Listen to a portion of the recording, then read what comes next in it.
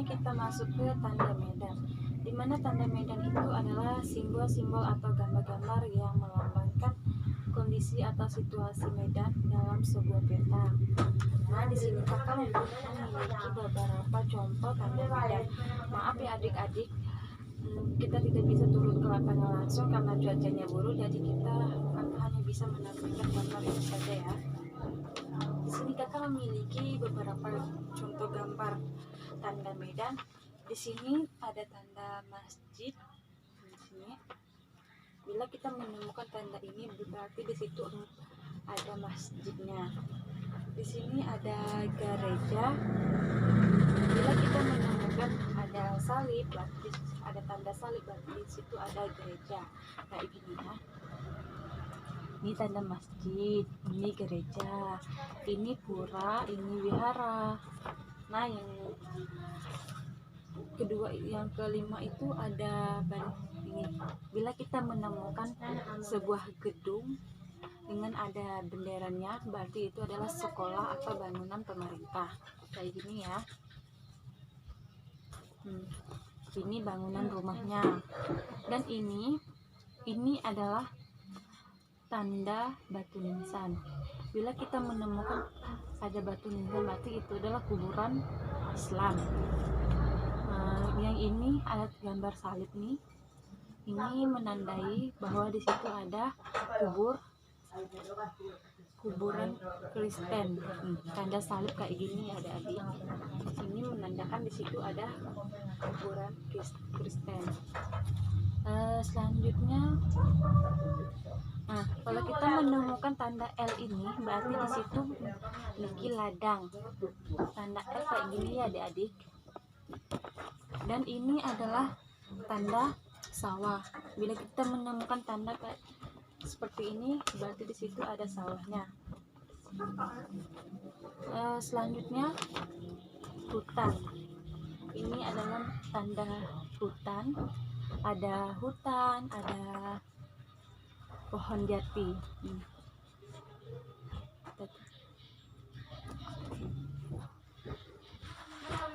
Selanjutnya kita masuk bahwa ini itu ada gambar seperti ini. Berarti di situ menandai ada pohon pinus. Dan ini ada pohon kelapa. Ini pohon, dan ini ada rumpun bambu. Ini contohnya gambar ya adik. Ini pohon pinus, ini pohon kelapa, ini pohon, dan ini adalah rumpun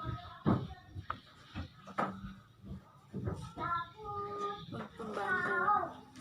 Selanjutnya di sini ada, bila adik-adik menemukan tanda seperti ini, berarti di situ menandai ada padang rumput, dan tanda ini adalah tanda semak.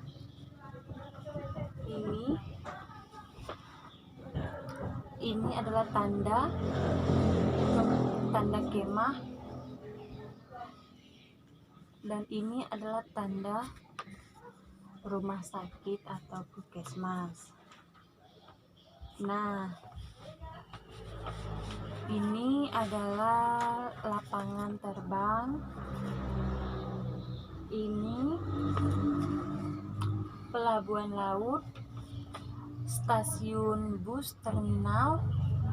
Ini stasiun kereta, jalan, jembatan, rel atau jalan kereta api, sungai, rawa-rawa, danau, sumur air, dan mata air. Ini adalah tanda-tanda medan.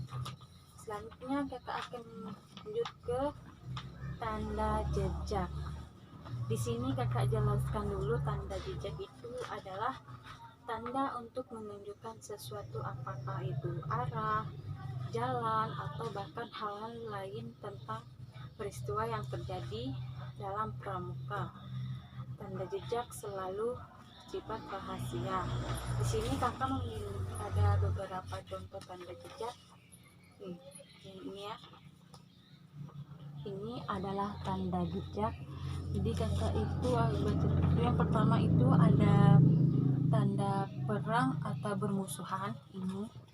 Ini adalah tanda perang atau bermusuhan, dan ini adalah tanda kami berpisah. Bila menemukan tanda seperti ini berarti kami berpisah. Dan ini adalah kembali, dan ini jalan lewat. Lihat kan adik? Selanjutnya ada saya telah kembali. Tandanya seperti itu kalau saya telah kembali.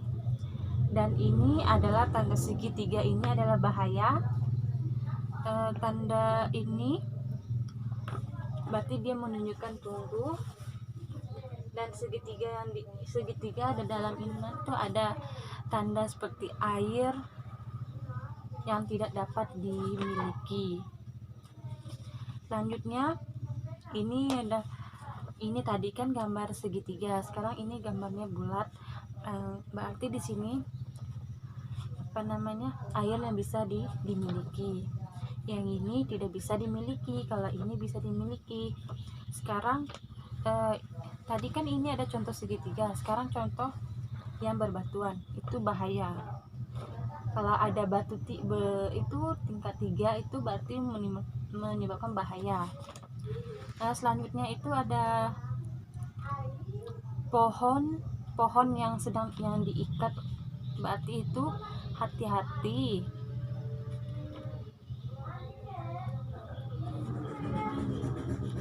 Selanjutnya ini ada gambar seperti ini, berarti dia menuju ke jalan kanan. Dan yang ini gambar seperti ini itu adalah menunjukkan kita berjalan tuh menuju 2 km lagi. Dan yang ini adalah sudah hampir dekat. Yang ini adalah jalan ke kiri, dan yang ini adalah menunjukkan jalan terus. Ini jalan arah sudut ranting, ikuti jalan ini, dan 5 langkah ada surat, kembali ke tempat semula. Yang ini adalah tanda perkemahan. Dan ini adalah jalan ke kiri. Ini ada batu 1 dan batu 2, berarti jalan ke kiri. Dan ini ada jalan terus, batu tingkat 2. Yang ini adalah jalan ke kanan, batu tingkat 2 sama batu 1 itu tingkat 2, jalan ke kanan. Yang terakhir tuh ada jalan ke kanan. Ini contoh dari pohon, dan ini contoh dari batunya. Baik, itu saja yang dapat kakak sampaikan. Bila ada kekurangan atau itu tolong dimaafkan. Wassalamualaikum warahmatullahi wabarakatuh. Salam pramuka. Assalamualaikum warahmatullahi wabarakatuh. Selamat siang adik-adik. Salam pramuka. Baik, perkenalkan nama kakak Tuti Ardianti, Prodi PGSD kelas A9. Di sini kakak akan menjelaskan tentang tentang panorama dan menunjukkan gambar panorama. Di sini kakak akan jelaskan tentang pengertian panorama. Di sini kakak akan bacakan pengertian. Pengertian panorama adalah membuat gambar suatu pemandangan dalam bentuk sketsa atau gambar sederhana yang menunjukkan suatu daerah dengan sudut pandang tertentu yang berguna untuk melukiskan situasi dan kondisi suatu tempat pada suatu waktu, sehingga ketika suatu saat tambah lagi ke daerah tersebut, kita akan melihat perubahan apa saja yang terjadi. Nah, di sini kakak akan jelaskan yaitu alat-alat pembuatan panorama. Yang pertama itu yang kita perlukan itu adalah alat tulis. Alat tulis itu seperti kertas, pulpen, pensil, dan sebagainya. Yang kedua itu ada kompas. Kompas itu seperti digital, yang kalau kita itu punya yang manual atau akurat.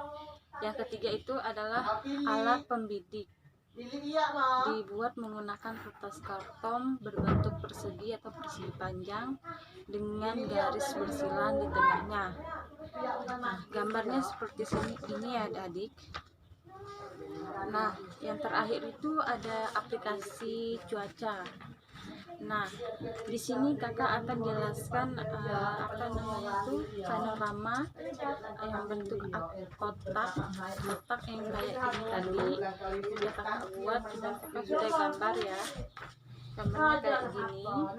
Ini adalah arsiran, ada 4 arsiran. Ini ada 4 arsiran. Ini yang pertama itu ada arsiran miring, gambarnya seperti ini ya adik-adik.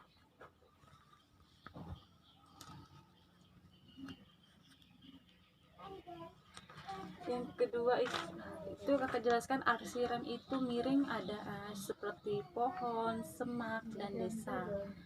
Nah, yang kedua itu adalah arsiran mendatar, contohnya seperti ini.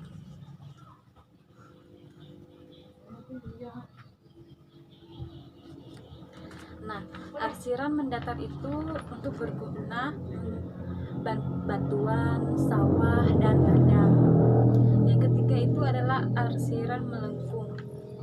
Ya, contohnya seperti ini ya.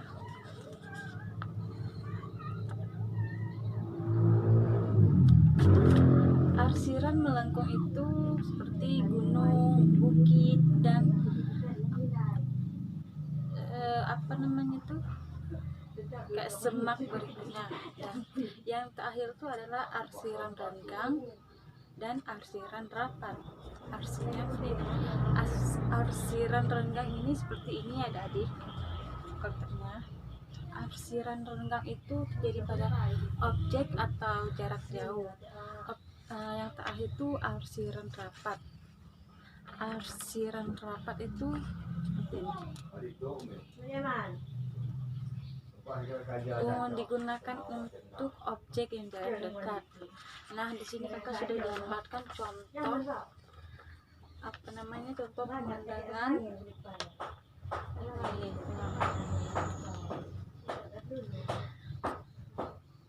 Nah, di sini ada persawahan, ada perpohonan, ada perbukitan, pergunungan, dan tower.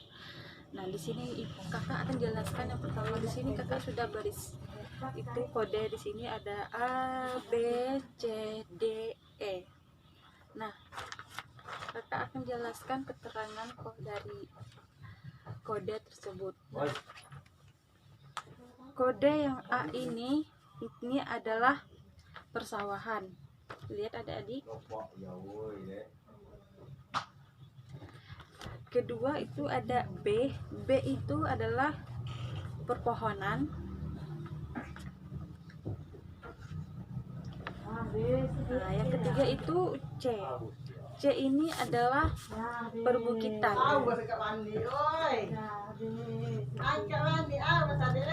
Yang D itu ada pergunungan.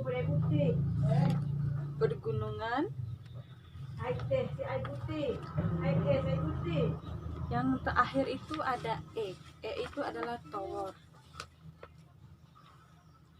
Baik, itu adalah penjelasan dari panorama tadi.